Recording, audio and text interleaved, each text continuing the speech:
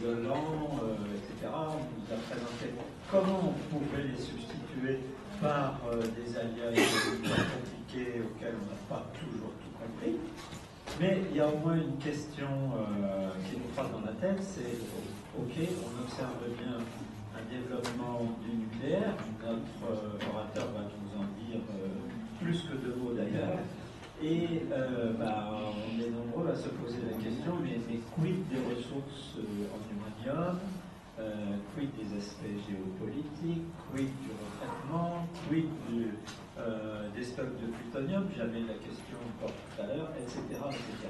Il y a plein de questions qui vont venir, j'en suis persuadé. Nous accueillons M. Garel de la division combustible d'EDF, qui va nous présenter tout ça très bien. Eh bien, bonjour à toutes et à tous. Toutes les questions sont bienvenues, donc n'hésitez pas. Avec modération, c'est ça. Et écoutez, je suis ravi de participer à ces débats, surtout que cet échange-là ne peut que mieux tomber. Pourquoi? Parce qu'on est dans une année charnière, en tout cas en France, mais aussi dans le monde, et j'y reviendrai sur des plans monde, puisqu'on a fait tout ce travail du Fuel Report au travers du WNA avec l'ensemble de nos collègues tout au travers du monde, et on va vous restituer quelques conclusions, quelques insights, et qui nous permettent ensuite d'échanger. Pourquoi on est à un moment charnière cette année? Très simplement, on le voit en France, on le voit partout dans le monde, un développement du nucléaire qui se confirme. Et c'est un élément qui est important, et on reviendra sur les planches, mais il y a dans le monde maintenant, ce n'est plus un club de fission, mais il y a plus de 30 pays qui parlent nucléaire, dans le sens parlé, c'est repartir, développer de nouveaux réacteurs, penser au SMR, penser aux générations 4. L'ensemble de ces pays-là font une communauté de plus en plus importante et on a de plus en plus de sollicitations. Vous lisez la presse, mais je peux vous garantir que notre direction du développement, notamment pour les EPR, ne chôme pas, notamment en Europe de l'Est et dans les pays d'Asie. Pourquoi on est une année charnière? Très simplement, le président de la République a souhaité initier le discours de Belfort, que je ne rappellerai pas, je pense que vous l'avez tous en tête, afin de coordonner l'ensemble des actions de la filière. En quoi c'est important? C'est la première année, en fait, depuis un certain nombre d'années, je voudrais dire même de décennies, qu'à l'Élysée, il y ait une action aussi probante qui soit marquée en termes de gouvernance. Qu'est-ce qui va être regardé au travers des CPN de cette année? Trois éléments importants. Si vous pensez à développement du nucléaire, pensez à un trépied. Ce trépied-là, il est vrai dans le monde, il est vrai en France. Et je vais éclairer par la France. Premier trépied, tout le monde pense à l'extension du cycle de vie de nos centrales nucléaires. On avait dit 40, on avait dit 30, pardon, c'est le démarrage, on avait dit 40, on avait dit 60. Certains, comme les Américains, disent 80. Je m'en arrête pas là. Déjà, initions le travail de prolongation. Donc ça, c'est le premier pilier qui n'est pas sans impact. Impact pour nos concitoyens, ni pour les finances publiques, puisqu'on parle à peu près de 50 milliards d'euros. Je donne des grands chiffres, mais ça vous permet de peser un peu les enjeux à laquelle on souhaite adresser des solutions. Le deuxième point, c'est naturellement le nouveau nucléaire. 6 EPR2, 50 milliards d'euros. Et alors le trépied, il est où le trépied? Voilà, le troisième trépied, c'est simple, c'est le cycle de l'uranium. Il n'y a pas de nucléaire s'il n'y a pas d'uranium et s'il n'y a pas de cycle de l'uranium. Le cycle de l'uranium, je vous fais très brièvement, parce qu'ensuite il y a énormément de sujets qui vont vraiment favoriser les échanges, donc je vous sais très prolixe. Le cycle de l'uranium aujourd'hui, on est où? Nous avons une spécificité mondiale. Nous sommes le seul pays à faire un cycle de l'uranium. Et je suis vraiment heureux de vous le dire aujourd'hui pour une raison très simple. C'est fait majeur de cette année, c'est pas d'avoir des usines de transformation, de conversion, d'enrichissement, ça on les a déjà. D'avoir des usines de fabrication, on les a déjà d'un point de vue souverain, il n'y a pas de sujet. Les usines de retraitement, nous avons la règle depuis un certain nombre de temps. De faire du MOX, donc de recycler le plutonium, on sait faire au travers de Melox. Il y a des sujets de performance, on est en train de les rétablir avec Orano, et on a tout tout à fait confiance sur la solidité de ceci. Quel est le phénomène qui est arrivé cette année? Puisqu'on n'en a pas fait de la pub, je suis sûr que vous ne savez pas. Là, c'est l'uranium de retraitement. L'uranium de retraitement. Qu'est-ce qui s'est passé cette année? Cette année, il y a quelques personnes un peu folles à EDF en 2018, c'est bien, ce n'est pas moi, donc comme ça je ne tire pas la couverture en moi, mais plutôt aux personnes qui étaient aux affaires, ont décidé de relancer la filière d'uranium de retraitement. C'était en 2018. En 2023, je suis fier de vous le dire, la première recharge d'uranium de retraitement sera divergée à Cruas en novembre de cette année. Donc en moins de 5 ans, donc quand j'entends des gens en France dire que dans le nucléaire, on ne peut pas faire de projets qui ne durent pas 25 ans ou 30 ans avec des dérives sans nom, ce n'est pas vrai. La filière d'uranium de retraitement, non seulement elle est au rendez-vous, elle est au rendez-vous d'un point de vue efficacité industrielle, et elle est au point de vue tout à fait au rendez-vous d'un point de vue économique. Sachez que cette filière-là, la filière d'uranium de retraitement, est à ce jour plus compétitive que la filière d'uranium naturel. Absolument. Qu'est-ce que ça change? Ben, ça change tout. Ça change tout parce que quand vous avez le monde entier qui est en cycle ouvert, donc uniquement filière uranium naturel, qui nous regardait de manière un petit peu bizarre en disant mais que font les Français? Ils sont encore en train de faire des choses compliquées, et ainsi de suite. Maintenant, on ne fait pas des choses compliquées, on fait des choses qui marchent. Donc nous, ce qu'on sait dire aujourd'hui, on est fiers de le dire, c'est que ce cycle-là, il a une matérialité. Cette année, ce n'est pas du papier, c'est du concret, c'est de l'industriel. Quels sont les avantages? Les avantages, c'est qu'on a une capacité de recycler plus de 96% de nos ressources. 96%. Donc, celles et ceux qui me parlent d'économie circulaire ou d'autres industries, qui viennent déjà à 96%, comme on est en capacité de faire. Et nous, on le fait aujourd'hui. Ce n'est pas projeté dans une décennie ou dans 20 ans. Le deuxième sujet important, c'est que cette filière d'uranium de retraitement consomme moins de 30% d'émissions de CO2 par rapport à la filière d'uranium naturel. Donc, non seulement on fait bien, industriellement, non seulement on recycle, donc on évite d'aller fonctionner 25% de réserves naturelles dans les mines, mais en plus, on évite d'émettre du CO2 quand on produit l'uranium enrichi au travers du cycle de l'uranium. Donc en gros, cette filière-là, c'est une vraie fierté française, il faut le dire. C'est une vraie fierté dans le marché et ça fonctionne et c'est opérationnel. Donc ça, c'est un premier sujet pour vous éclairer le sujet de souveraineté. Nous avons donc sur notre sol à peu près tout ce qu'il faut, sauf une usine de conversion d'uranium de retraitement. Et ça, c'est un sujet qui est devant nous. Le sujet CPN du cycle de l'uranium, c'est quoi? C'est très simple, ce cycle-là, si on veut le maintenir, et c'est une volonté forte de la France et de l'ensemble de la filière, on veut maintenir notre politique de recyclage, on veut maintenir ce cycle. Ne serait-ce de maintenir ce cycle-là, ça a quoi comme enjeu? C'est un enjeu de 50 milliards avant 2040. Voilà le troisième trépied, qui peut évoquer ni dans les médias, ni demain, parce qu'il y a des sujets confidentiels. Et donc le CPN de la fin d'année va nous éclairer sur quel est le futur du cycle de l'uranium. Je sais que vous êtes impatients, je vais vous donner nos orientations. Je n'ai pas dit que c'est celle qui va être validée, vous voyez, je prends des risques. Notre orientation sur le cycle de l'uranium est très claire. Premier élément, c'est de pouvoir continuer ce cycle de l'uranium et cette politique de recyclage telle que vous la voyez là, avec du recyclage du plutonium et de l'uranium de retraitement, et donc de renouveler la totalité des usines qui sont nécessaires à ce cycle. Je mets au nom la Hague, je mets au nom Melox. Ça, on a au 30 à 35 milliards. Ne retenez pas les chiffres, pas la virgule. Encore une fois, retenez la fourchette, c'est le plus important. Est-ce tout? Non, c'est pas tout. C'est pas tout parce qu'il y a des sujets de souveraineté, mais je m'en arrêterai là. Il y a aussi des sujets sur l'amont. L'amont, c'est quoi?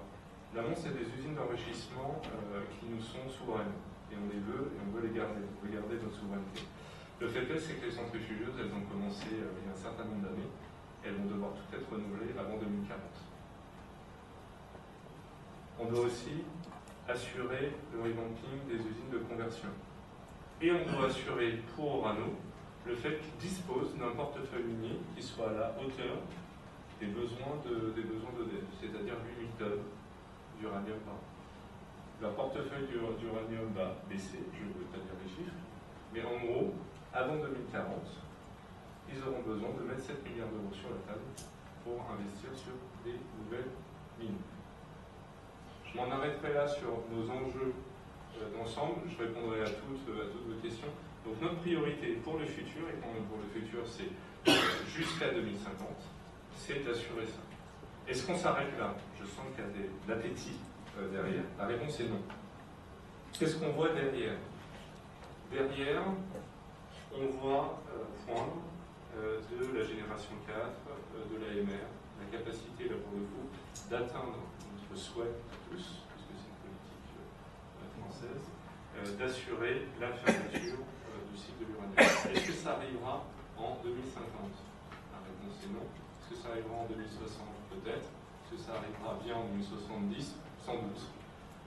Pourquoi on ne se met pas de guidelines? C'est qu'il n'y a pas d'urgence, généralement. Et surtout, grâce aux travaux du CEA, et ça j'insiste, c'est vraiment un travail de filière, et sur les usines de Laval, c'est un travail de filière, que ce soit le CEA, EDF, Orano et Framatome, on a travaillé sur le multi-recyclage en REP, qui nous permet, on doit le mettre en place, nous le mettrons, mais qui nous permet surtout aujourd'hui d'étudier des assemblages qui seront très utiles quand la technologie RNR, excusez-moi, technologie de génération 4, interviendra. Pourquoi est-ce que je suis si confiant sur la génération 4? On pourrait me dire, c'est du papier, c'est du design, oui, il y a quelques sociétés, quelques startups, je vous rassure, elles ont tout tapé à notre porte. Sont là, ça va arriver, la loi de Noël. C'est pas ça qui me donne confiance. Ce qui me donne confiance, c'est que nous, on parle de concept. Du côté russe, ils parlent de réacteurs qui sont en fonctionnement. Je n'ai pas eu encore l'occasion d'y aller pour une raison que vous connaissez, mais je peux vous assurer que le moment où la paix reviendra, et on le souhaite tous dans le monde, je serai le premier à aller voir le fonctionnement de ces générations 4, de ces rapides, qui existent déjà en Russie. Je répondrai à toutes vos questions ensuite, derrière, combien, quel niveau, ainsi de suite. Ce que je vous propose maintenant, c'est, vous m'avez posé une colle quand même. L'approvisionnement en uranium, c'est quoi et c'est quel défi? Quel défi en 2050? En fait, au-delà du défi en 2050, c'est surtout les défis d'avant. Les défis sont nombreux, il y en a 4. La première, c'est qu'on a 120 ans de ressources au niveau de consommation actuelle du parc mondial. Le deuxième, c'est qu'on a des équilibres géopolitiques, alors certains je pourrais en parler, d'autres non, mais des équilibres géopolitiques qui sont totalement incertains, qui se sont accrus et qui posent des questions sur la sécurisation de l'approvisionnement. La troisième, et on est tous contents, et je vais le montrer, il y a une demande réelle, qui est réellement orientée à la hausse, dans l'ensemble des pays. C'est simple, à chaque fois que je visite un pays, maintenant on me parle de nucléaire, alors de différentes formes, forte puissance, SMR, AMR, prolongation, et ainsi de suite. En tout cas, on me parle du nucléaire, et je trouve ça très encourageant. Le dernier élément, et ça vous ne l'aviez pas en tête, puisqu'on a travaillé, c'est l'empreinte environnementale qu'il faut travailler sur l'uranium. J'insiste là-dessus, sur l'uranium, pas sur le nucléaire, sur l'uranium. Parce que je ne vais pas vous faire offense. Pourquoi on recycle et pourquoi on utilise de l'uranium?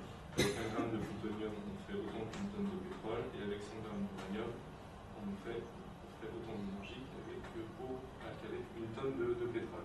Et donc, naturellement, tout gramme d'uranium, tout gramme de plutonium est important, et c'est pour ça qu'on est très efficace en termes de processus, avec très peu de déperdition dans le cycle de l'uranium, et que en plus on recycle.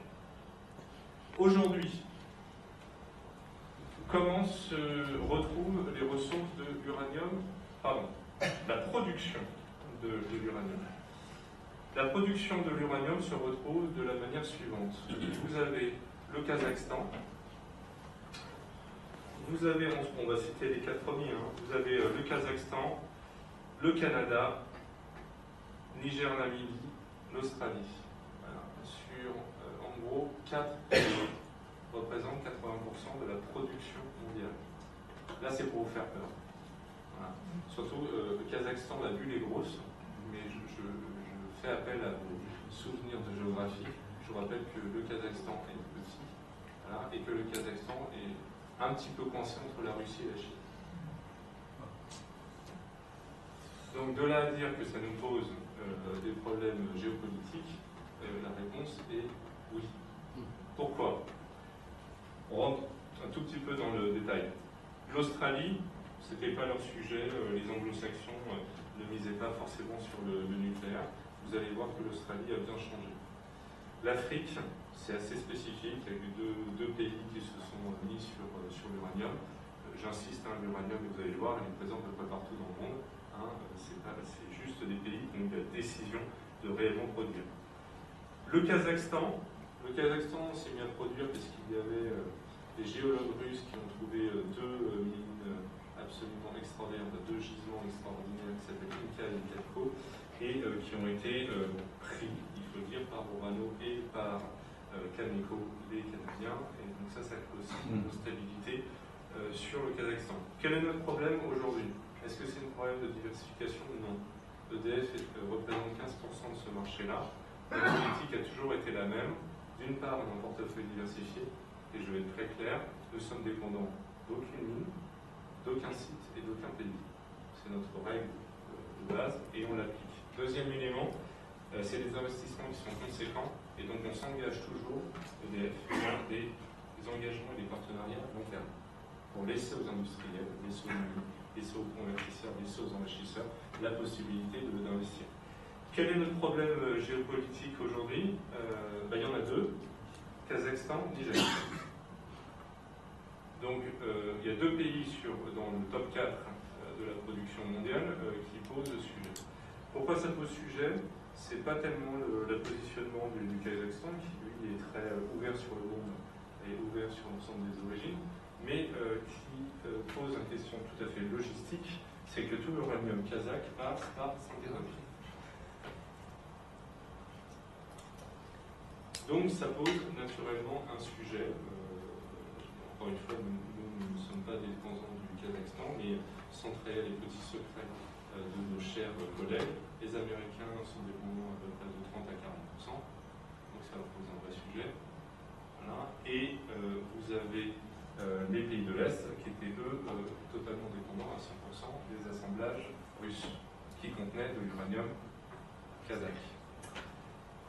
Donc il y a un sujet géopolitique, pas pour EDF et pas pour la France, mais il y a un vrai sujet politique pour les anglo-saxons et pour les pays de l'Europe de l'Est.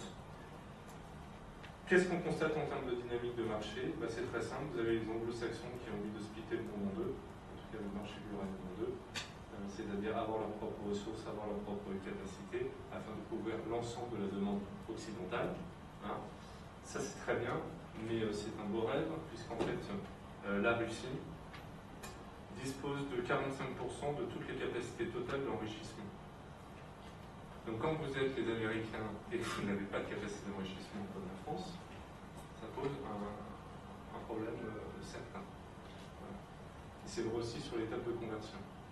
Donc il y a un sujet et il y a un équilibre des forces en fait l'équilibre de forces que vous retrouvez géopolitiquement, vous le retrouvez sur le marché de l'uranium. Voilà. Dès que vous ouvrez le journal, vous avez un problème géopolitique, je pense au marché de l'uranium. Il y a à peu près les mêmes dynamiques. Alors, est-ce que c'est rassurant? Est-ce qu'on est inquiet? Maintenant, si je suis là avec vous, c'est que j'ai un peu plus de temps et c'est un plaisir de partager avec vous. Mais c'est surtout que nous, on est sécurisés et qu'on a le temps de voir venir. Pourquoi? Parce qu'on a plus d'un siècle de ressources en uranium disponibles à production nucléaire actuelle. J'insiste sur ce point, puisqu'il y aura un point qu'on aura abordé.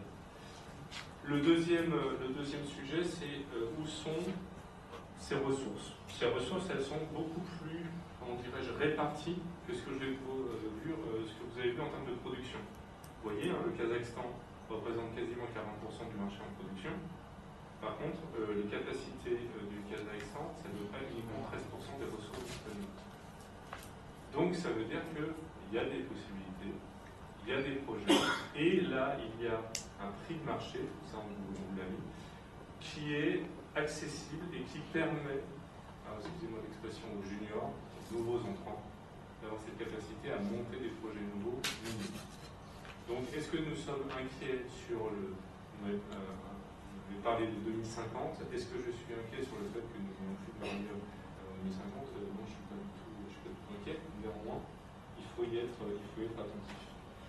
Le sujet que vous allez voir, voilà l'équilibre des forces, c'est très intéressant quand vous regardez la lecture anglo-saxonne. Eux, c'est bien simple, ils ont lancé à peu près une dizaine de projets en Australie. L'Australie, pour tout vous dire, les Symington sont issus de l'usine BHP et l'uranium est un produit dérivé de leur process produit.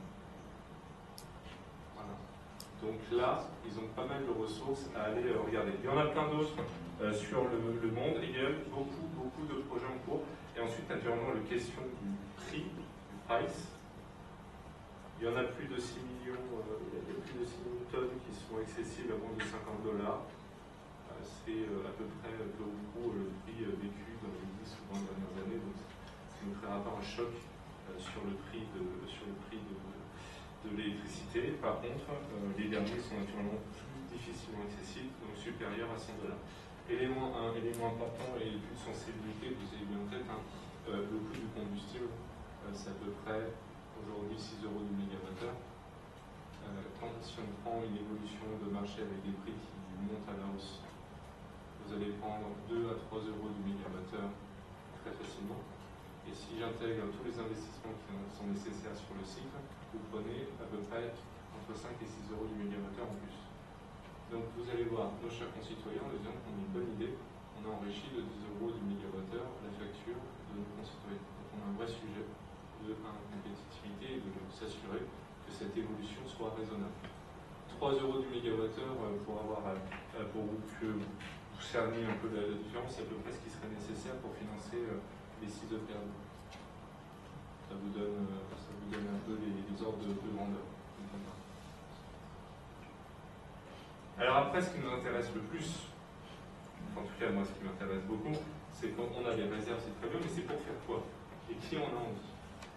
Et donc là, sans parler d'avant-première, parce qu'on les a présentés à Londres, au travers du WNA, on a fait travailler 80 personnes de toutes les utilités dans le monde pour essayer de définir finalement les scénarios, quels seraient les scénarios de demain.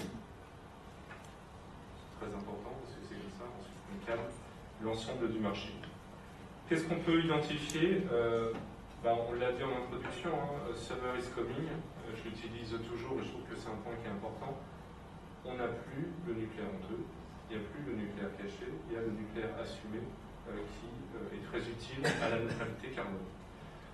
Vous en avez parlé, plus de 30 pays se lancent actuellement dans le nucléaire. Je pourrais vous donner la liste exhaustive, vous pourrez télécharger le Fuel Report, tout ça est indiqué dedans. La stratégie de l'ensemble des pays est simple, s'appuie sur le même trépied que nous, prolongation pour ceux qu'on a, pour ceux qui n'ont pas du nouveau, plutôt forte puissance. Pour ceux qui en ont, mais qui ont envie de sécuriser les investissements, plutôt des SMR. Si vous me donnez quel pays, je vais vous prendre l'exemple du Japon. Le Japon, je trouve l'exemple assez emblématique, qui a été touché par Fukushima. L'État a décidé, d'une part, de relancer, d'autre part, défendre à 60 ans, et de se poser la question de construire des nouveaux. Ça, c'est le Japon d'aujourd'hui. Je ne parle pas du Japon dans 10 ans qui aura évolué, c'est aujourd'hui, cette année. Autre exemple, les États-Unis. Les États-Unis, pour celles et ceux qui ont eu l'occasion d'échanger avec des Américains les 20 dernières années, le nucléaire, forte puissance, ils n'en voulaient pas. Les États-Unis, aujourd'hui, ils veulent faire que du nucléaire avec du SMR. Donc ils veulent monter 80-90 gigawatts de SMR. Je ne dis pas que c'est possible. Je vous dis l'orientation politique. Je vois des sourires narquois, donc moi aussi je souris quand ils me disent ça. Mais en tout cas, ils ont cette capacité, cette volonté à parler de nucléaire et à développer le nucléaire. Les ruptures, au-delà de 2040, on en a parlé. Les SMR arriveront plus tôt. Après, ce sera juste une question de loi de Moore, et c'est ce qui fait la différence d'accélération.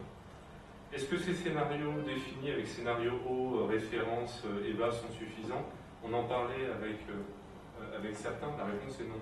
En tout cas, suffisant vu de notre fenêtre, qui est, si l'objectif est la neutralité carbone, 931 gigawatts ne suffisent absolument pas pour atteindre la neutralité carbone.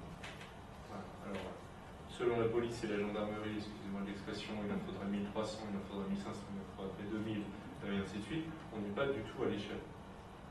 C'est-à-dire que si on était dans une orientation politique qui consisterait à dire on souhaite atteindre la neutralité carbone, il faudrait, entre on a mis 1200 pour le scénario net zéro, mais il n'est pas tout à fait net zéro, c'est en fait engagé à 2050 à atteindre les objectifs de la Commission européenne. Pas tout à fait encore la neutralité carbone. Ben, vous voyez que là, on serait à 1200. Bon, encore une fois, il faut qu'industriellement on sache construire. Mais néanmoins, si on était dans la visée politique de la neutralité carbone, les scénarios qu'on vous montre qui sont très à la hausse, vous voyez que des petits points. Moi, en tant qu'industriel, ce que je vois, c'est la capacité à faire qui est absolument énorme et mobiliser l'ensemble du tissu industriel pour réussir à monter. Parce qu'encore une fois, ça, cette hausse, c'est une hausse nette.